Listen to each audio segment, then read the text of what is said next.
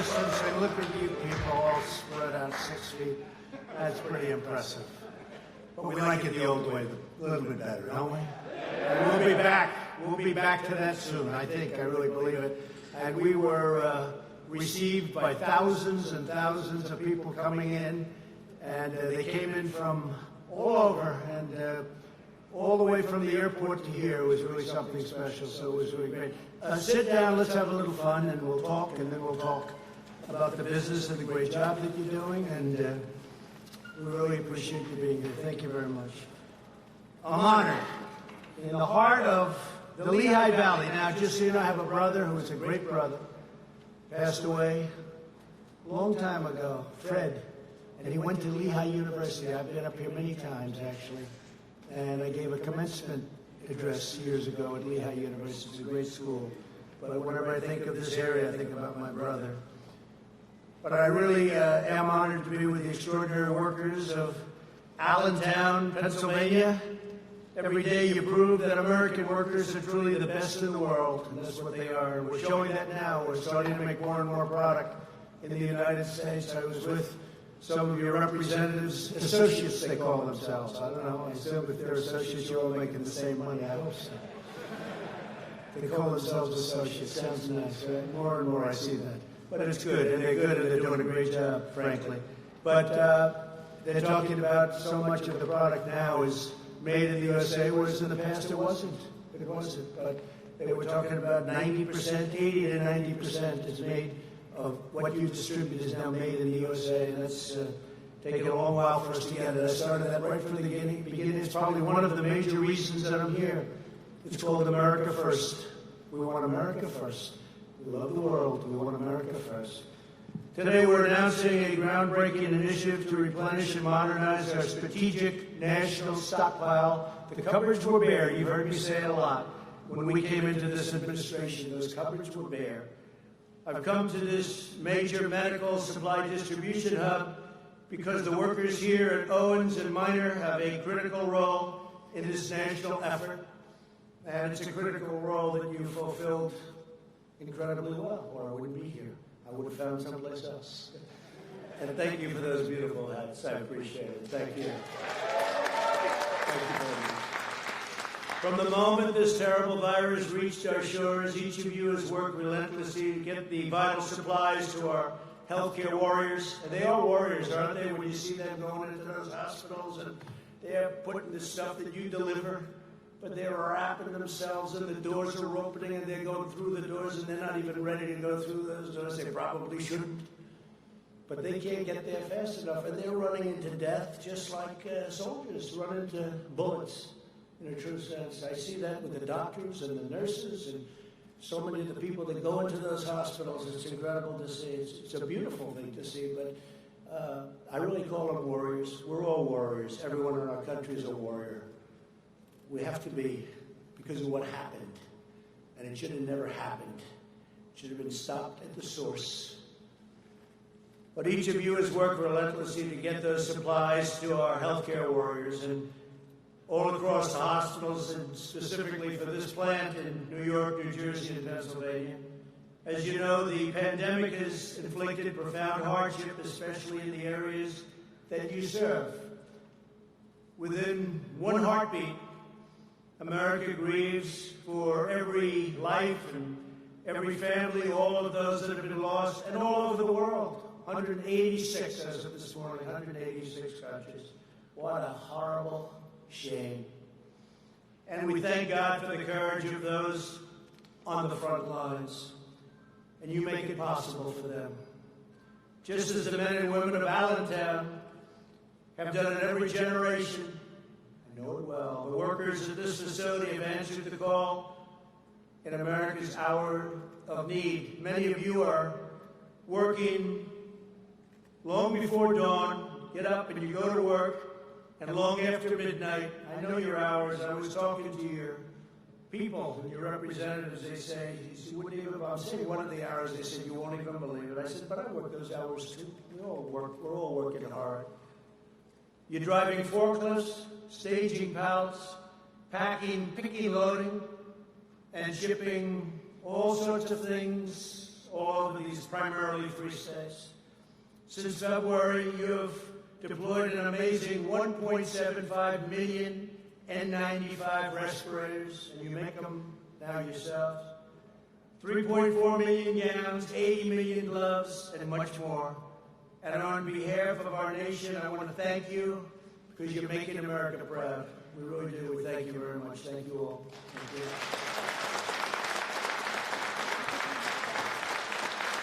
I'm grateful to Owens Minor President Edward Patika, along with your Chief Operating Officer, Jeff Jacobs. We're also joined by Secretary Alex Azar doing a terrific job, and your statement to the President was fantastic. He made a very impassioned, strong, powerful statement today. FEMA Administrator Pete Gaynor. Pete, thank you very much. Great job. Fantastic job. You're dealing directly. And you and Admiral John Polovchek. Where's the Admiral? Great job. Thank you very much. Are they doing a good job here, Admiral? Huh? Good. When the Admiral says yes, that means you're doing a good job. And the CEO of the U.S. International Development Finance Corporation, Adam Bowler. Thank you, Adam. Fantastic. Every incredible worker here today is part of the greatest mobilization of American society since World War II. You know that, right? We've done things with generators and ventilators and so many different things. We're making products that nobody ever thought would ever need in any mass form. Ventilators is the biggest thing. We made plenty of ventilators, which was very little in the country because most hospitals didn't need very many. And all of a sudden they said, we need hundreds of thousands of ventilators. We need kinds of numbers that you wouldn't believe. And we were mobilized, and with Adam and with the Admiral and with all of these people, and Jared, somewhere Jared is here. What they did is incredible. We brought geniuses in from Silicon Valley.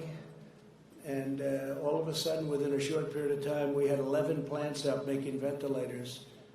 And you wouldn't believe what it is. And now we have so many. Every state has more than they need. We filled up our stockpile. We have over 10,000 now. And we filled it up. We're ready to go in case anything happens, but I don't think anything will happen where you're going to need any more. And we're now helping other countries with ventilators because nobody can make, you can't make them. They're very tough to make, very expensive. I say it's tougher than making a car. And we make the best ventilator, too. So they've done a fantastic job. And 2 months ago, you couldn't get a ventilator. We were left virtually none. Over the past few months, the federal government has partnered with Owens Minor and other distributors to launch the very successful and historic Project Air Bridge, which is really being thought of and spoken of in glowing terms. Nearly 150 flights have brought 95 million masks, 16 million gowns, and 921 million gloves to America. Can you believe that? 921 million gloves. It's not even conceivable. Guided by our team, workers like you distributed over 1 billion pieces of protective gear to places in need. A truly remarkable accomplishment. After meeting the immediate demand, we'll be transforming and transitioning from Project Airbridge to Sea Lift, where we're using big ships, giant ships. It's less expensive, and they can carry a lot more. And we don't need the speed anymore because we're very stocked up. Now, as our country begins a safe and gradual reopening, we're launching a monumental effort to replenish and rebuild the strategic national stockpile. And we also did that, by the way, with fuel. When oil went down, we replenished our strategic national reserve. And we got it for a great price. We didn't believe what went on with fuel. But now it's starting to go back, and we're saving our energy industry. Because people didn't need too much gasoline when there were no cars on the road.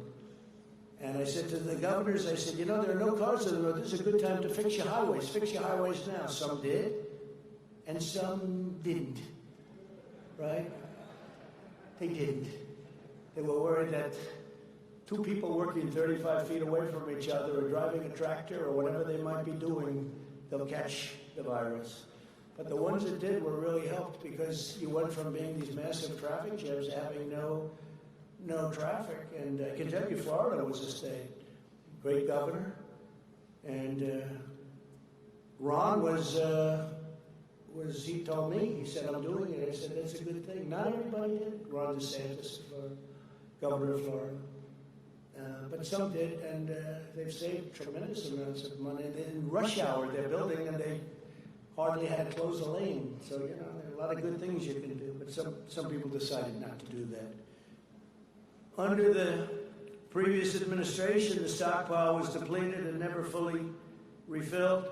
Most of the N95 masks were distributed during the N1H1. Now, you know who says that, right? N1H1. Who says that? Sleepy Joe Biden. Remember? He said the N1H1. I said, isn't it the other way around? They said, yes, sir. But he said it, so it doesn't make any difference.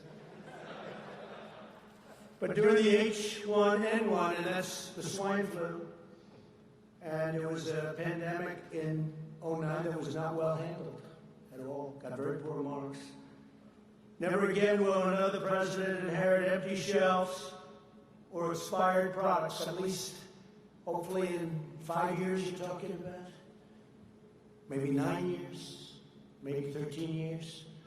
But you'll never have to deal with empty shelves, and you'll never have to deal with the depleted military. The military that we took over was depleted and in horrible shape. We've now spent $1.5 trillion rebuilding our military. We have the strongest military we've ever had, by far. And this is a good time to have it, too. And all of the product was built in the USA. But I'm determined that America will be fully prepared for any of the future outbreaks, of which we hope there's going to be none. Who would have thought? 1917, it could have been up to 100 million people were killed. That was the Spanish flu.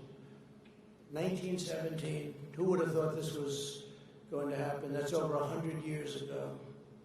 Our effort begins by dramatically increasing our reserves. Instead of 1 to 3 weeks' worth of supplies, which we had less than that, the U.S. government will now stockpile 3 whole months, much of it made in the USA. My administration has already awarded contracts for approximately 200,000 ventilators, which we're building ourselves.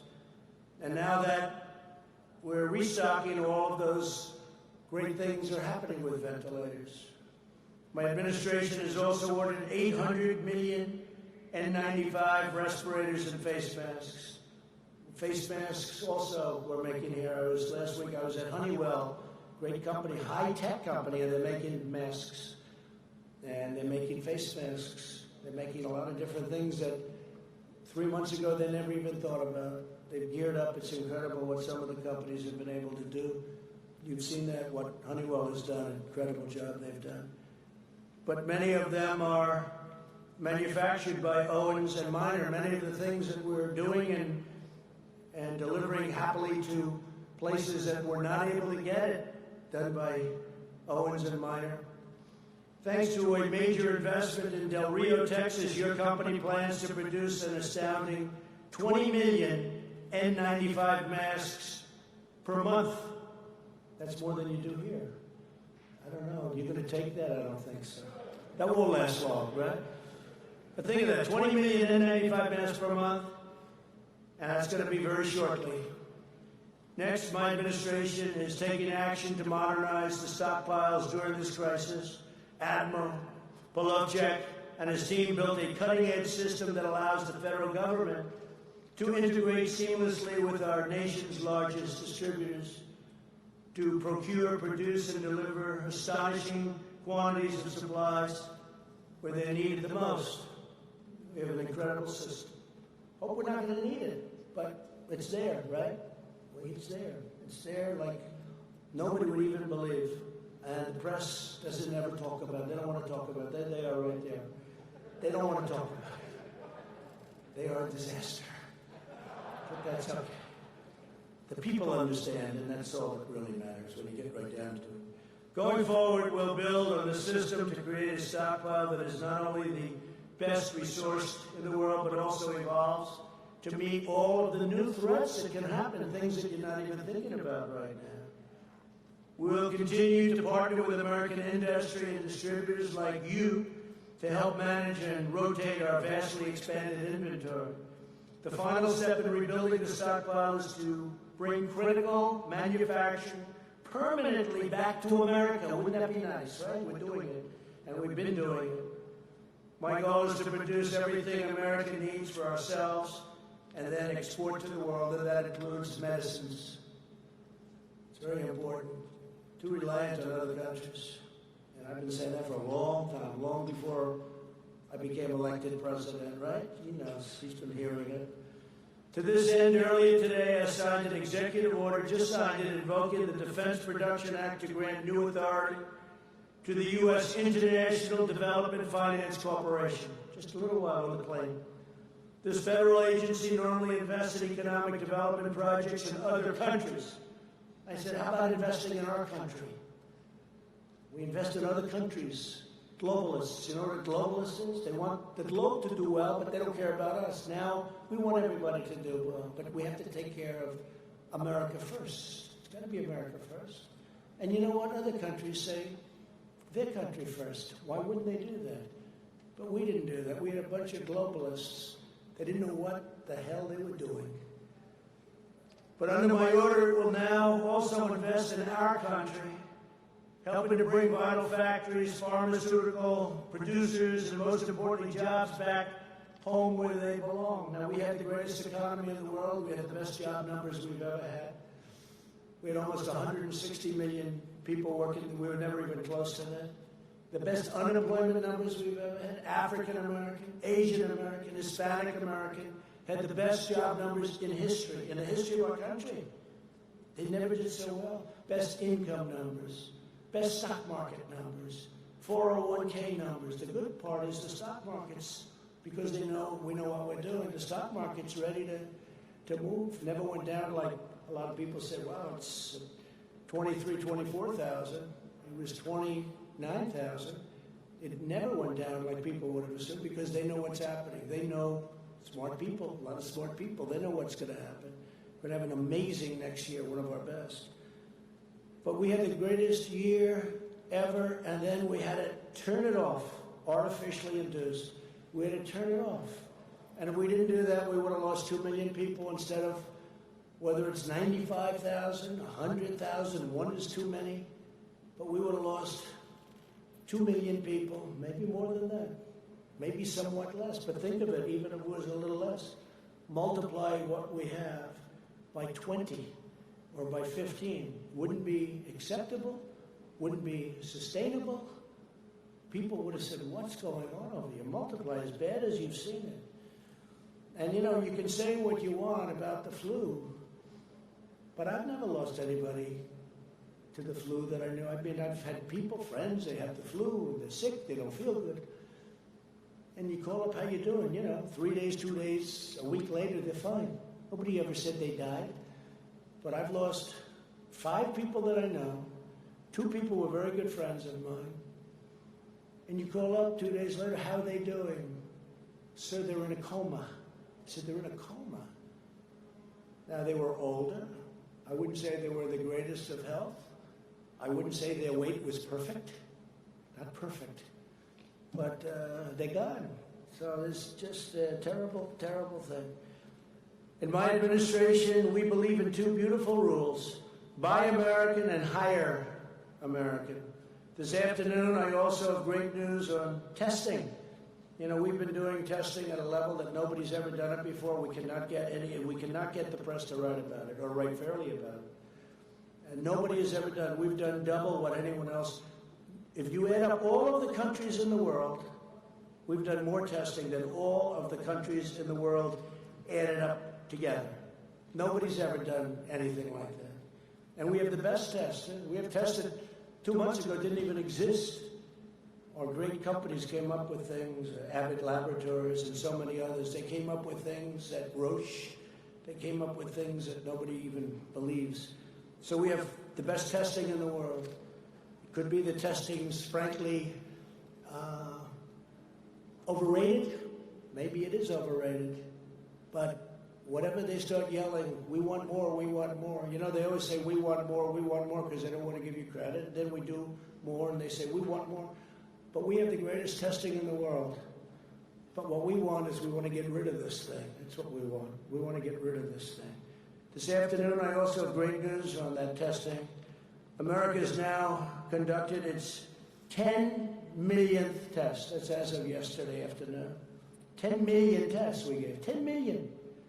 And CBS has just committed to establish up to 1,000 new coronavirus testing sites by the end of this month. And the 10 millionth will go up very, very rapidly. And don't forget, we have more cases than anybody in the world. But why? Because we do more testing. When you test, you have a case. When you test, you find something is wrong with people. If we didn't do any testing, we would have very few cases. They don't want to write that. It's common sense. So we test much more, many, many times. South Korea, you hear about? I spoke with the president of South Korea, spoke with many different presidents, prime ministers. They can't believe what we've been able to do on testing. They can't believe what we've been able to do on ventilators. We're sending them ventilators. Other countries, Italy, Spain, other countries, France is having tremendous problems. We're helping them with ventilators. They can't believe the job we're doing. And it's not me, it's the people, all of these people, but it's the people that are doing it, and they have to be given the proper credit for what they've done, because what they did is a miracle. No other country in the world has done what we've done. And they feel very free now to call us because they need help, especially with the ventilators, because that's hard. That's not a cotton swab. That's a very hard thing, very, very hard thing to produce. Joining us today are a few of the workers who have kept our hospital supplied through this crisis and take part in a great, great rebuilding that's going forward. I say it's the transition to greatness. The transition is the third quarter. The fourth quarter is going to do very well. And next year is going to be through the roof. We have to get your governor of Pennsylvania to start opening up a little bit. You have areas of Pennsylvania that are barely affected, and they want to keep them closed. Can't do that. Dennis DiCarlo is a Marine Corps veteran who served our country in the Gulf War and Somalia.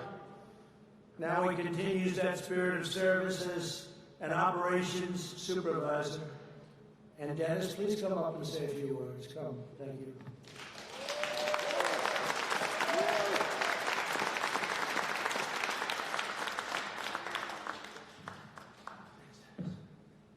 Thank you, Mr. President. I want to first start by saying thank you to all my teammates out there. We've had a lot of blood, sweat, and tears, and I want to say thank you to you guys. You guys are wonderful.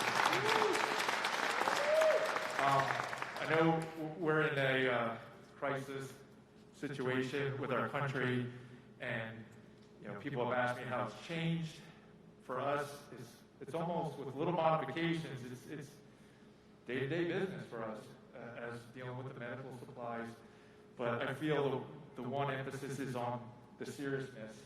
And whenever you're dealing with the medical field, it's a serious thing, but it's exponentially grown with what we're dealing with now. And if we make a mistake, it's amplified. So, yeah. I think you've done fantastic. They all like it. Do you like him?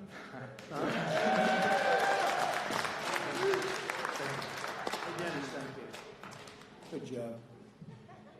Good man. Give him a hand. Come on. I can see they like you, Dennis.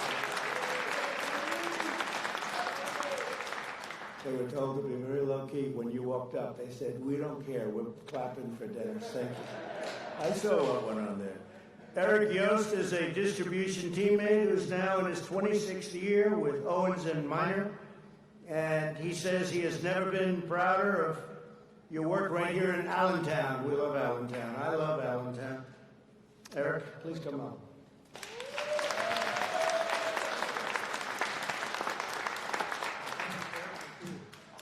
Wow, wait a minute, I'm like short. Okay. Sorry about that. Yes, I want to thank you also. If it wouldn't be for this great team of Owens and Minors all over the nations, we wouldn't be here today. I want to thank you all. Thank you again. The 26 years that I've been here, we started off kind of small back when Stewart was transitioning over to Owens Minors. To make a long story short, we started with little stickers. And modern technology today revolved to where we have RFs, and we're better to equip the hospitals a lot quicker and pick it, receive it real fast. And then when this coronavirus came into place, we had to really react, and we did a great job on that. I mean, think about all the numbers that the president threw out there. I mean, that's a phenomenal job. We brought it into this building. We got it in, we got it out, we got it to the hospitals that were in dire need of all this. And my hat definitely goes off to all you guys. Thank you very, very much.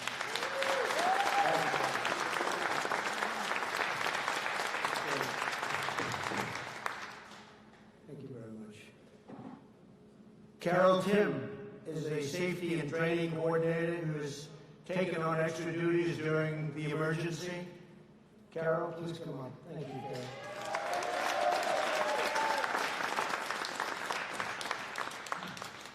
It's an honor to share the stage with you. It really is.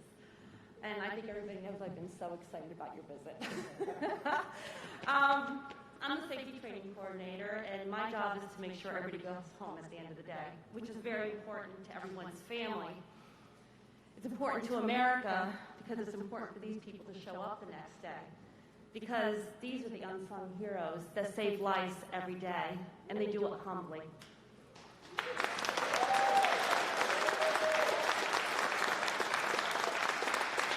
Mr. President, I wish you could have been here when we get the order to start transporting the masks and the gowns and everything that needs to go out to these hospitals. When that order came in, teammates from all different shifts just stopped without hesitation, and they flowed like magic in this facility. It was amazing to be able to see that, and they did phenomenal.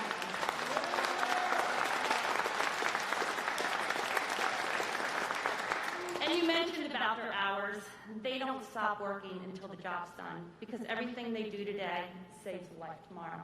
So they're awesome, awesome Americans. So thank you.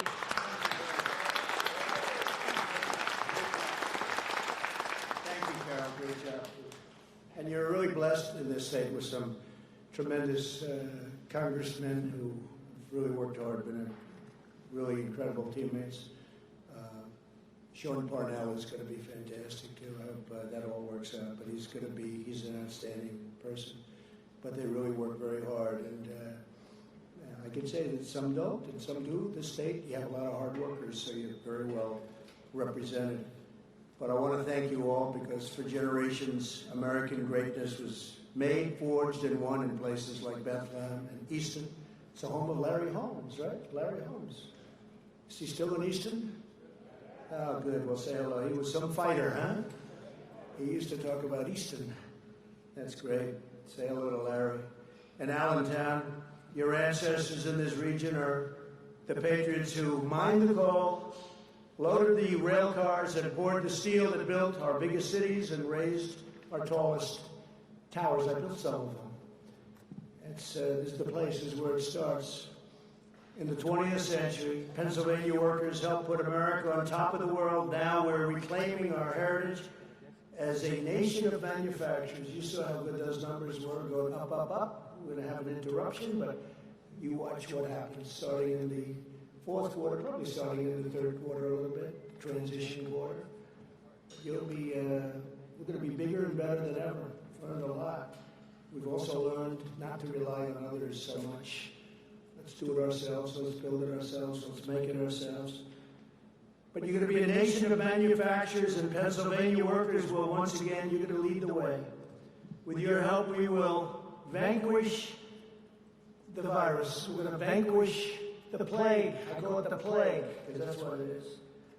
We'll get our nation back to work, and we will build our glorious future with American hands and American grit and American pride. You have heart. I want to thank you to everyone at Owens and Minor. I want to thank you for this great area of the world. As I told you, I think of Fred, my brother Fred. God bless you, and God bless America. Thank you very much. Thank you.